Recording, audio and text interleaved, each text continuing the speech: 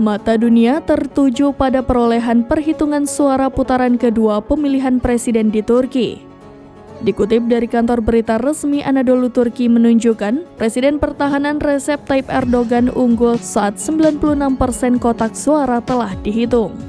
Anadolu menunjukkan hasil sementara dengan Erdogan meraih 52,3%, sementara penantangnya Kemal Kılıçdaroğlu dengan 47,7%.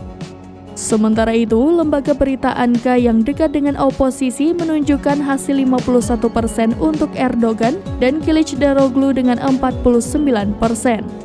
Putaran kedua pemilihan presiden Turki melibatkan 64 juta pemilih per pukul 23.40 waktu Indonesia Barat dengan 97% kotak suara dihitung dan 51 juta suara sah. Erdogan memimpin dengan 26,6 juta suara, sementara Kılıçdaroğlu dengan 24,3 juta suara.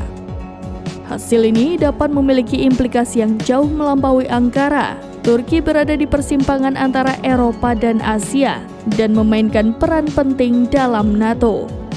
Pertahanan Erdogan memveto upaya Swedia untuk bergabung dengan NATO dan membeli sistem pertahanan peluru kendali Rusia yang menyebabkan Amerika Serikat mengeluarkan Turki dari proyek pesawat tempur yang dipimpin AS. Namun, Turki juga membantu menyelenggarakan kesepakatan penting yang memungkinkan pengiriman gandum Ukraina dan menghindari krisis pangan global.